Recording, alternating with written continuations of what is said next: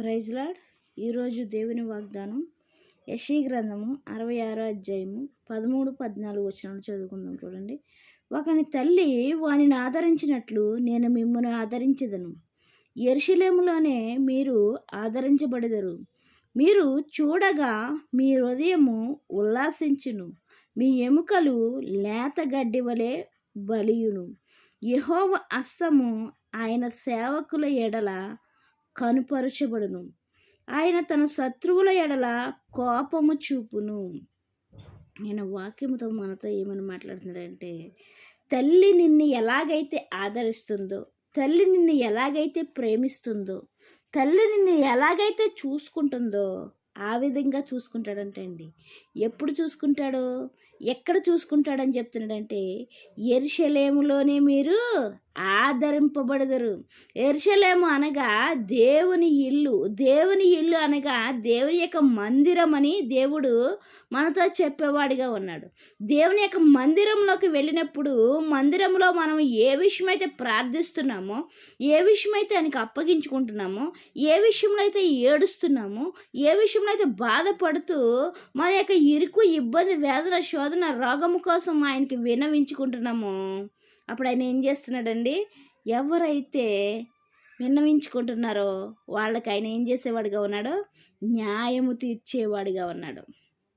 ఏం చేసేవాడిగా ఉన్నాడు? వారిని ఆదరించేవాడిగా ఉన్నారు. వారిని ఎలా ఆదరిస్తున్నాడండి? ఒకని తల్లి ఆదరించినట్లు. చూడండి, ఎంత ప్రేమమయుడండి మన దేవుడు, ఎంత ప్రేమించే దేవుడండి మన దేవుడు. ఒకని తల్లి ఆదరించినట్లు వారిని నేను ఆదరించదను. ఎక్కడ ఆదరిస్తున్నాడు ఆయన? యెరూషలేము మీదనే ఆదరించబడదురు అంటున్నాడు. ఎక్కడంట? యెరూషలేములోనే మీరు ఆదరించబడదురు అంటున్నాడు. నిజమే కదండి. మనం ప్రార్థన చేసినప్పుడు, మన విషయాన్ని ఆయనకు అప్పగించుకున్నప్పుడు, దేవుడు వాక్యముతో మనతో మాట్లాడినప్పుడు మనలో ఉన్న భారము దిగిపోనట్టుగా కనిపిస్తుంది. ఆ అనుభవాన్ని మనము తెచ్చుకునే వారిగా ఉండాలి. ఇంకా ఏమంటున్నాడు కింద? మీరు చూడగా మీ హృదయము ఉల్లాసించును. ఎప్పుడైతే నువ్వు ఏడుస్తూ ప్రార్థన చేస్తున్నావో ఆ ప్రార్థన ఆయన విని నీ యొక్క ప్రార్థనకి జవాబు దయచేసి నీ దుఃఖాన్ని తీసివేసి ఆయన ఏం చేస్తున్నాడంట? ఉల్లాసము దయచేసేవాడిగా ఉన్నాడంట. ఇంకేమంటున్నాడు?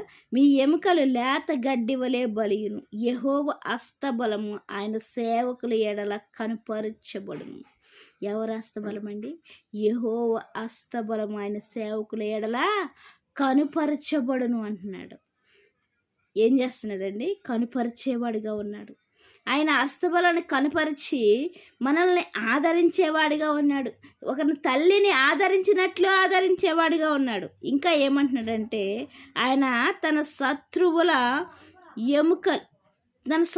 ఎడల కోపము చూపేవాడిగా ఉన్నాడు. శత్రువులకి కోపం చూపిస్తాడంటండి. ఎవరైతే సేవిస్తున్నారో, ఎవరైతే విశ్వాసం ఉంచుతున్నారో, ఎవరైతే నమ్మకంతో ఉంటున్నారో, ఎవరైతే నిరీక్షణతో ఉంటున్నారో వారి ఎడల ఆయన ఏం చేస్తున్నాడో?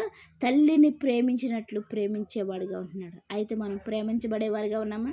ఆదరించబడేవారిగా ఉన్నామా?